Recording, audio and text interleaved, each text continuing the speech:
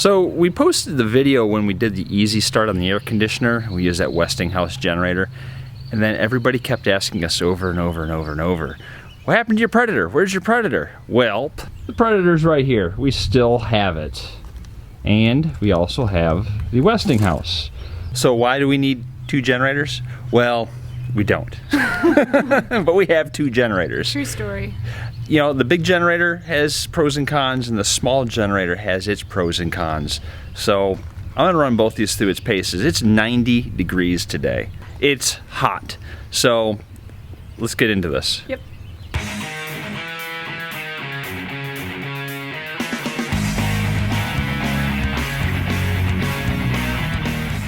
Okay, so the Predator, it's 3,500 watts, and it weighs about 100 pounds. The Westinghouse, 2,500 watts, and it weighs less than 50 pounds. So, from a portability aspect, I want to use the Westinghouse. Keep in mind, I'm right-handed, and this is not what I usually do. There, that one's out. Now, you get this one out.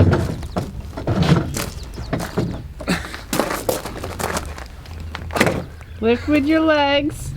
Lift with your back and twist. No. All right, so I'm gonna hook up the Predator and we'll see if it will run the first air conditioner and then the second air conditioner.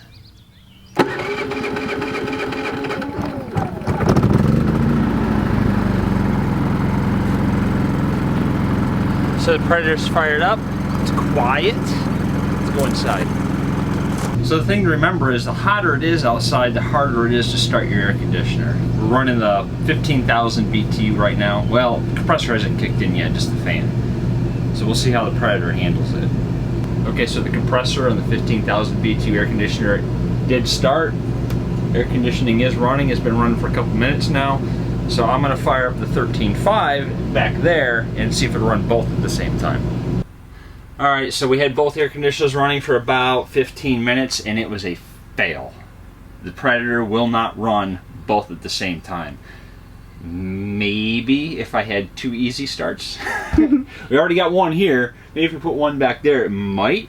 But every time it tried to start up one or the other air conditioners when the other one is running, it would bog down the generator and it was a fail. Complete fail. Yeah, it was kind of sad. I thought maybe it would do it. So, well, it's just too many amps, and take into consideration that it is hot out, so it's harder to start them. So I'm gonna shut down the Predator, and we'll connect the Westinghouse and see how it does. Now I know it will not run both, especially if the Predator won't run both. There's 1,000 watts difference between them. So we're gonna see 90 degrees if the little Westinghouse iGen2500 will start the 15,000 BTU.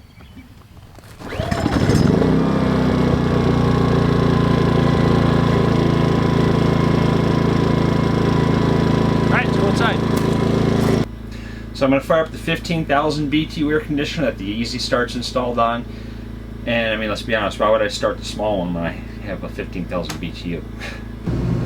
Okay, so the fan kicked on, and keep in mind that the Westinghouse is in eco mode. So once the compressor kicks in, we'll let it run for a couple minutes just to make sure it's getting cold. Oh, I heard the generator rev up. The compressor must have kicked in. Okay, so the EasyStart did allow the generator to start the air conditioner. We'll see if it continue to run it. Okay, so it's been about 20 minutes now and it is running the air conditioning. It is dropping the temperature in here. So let's go outside and we'll talk like maybe pros and cons of the two generators. Okay, so the verdict is they will both the Westinghouse and the Predator, start one air conditioner. The Predator will not start both. So I guess it comes down to how much power do you need, because you also have to size the generator to how much power you want to use. But for me, I like the weight. Take into consideration the weight of the generator, because if I want to load them back up in the truck, there's the Westinghouse, and now I have to use gloves because I found out that this handle on the back, it's metal and it gets really hot. So call that a con, if you will. So now if I'm going to load this one up,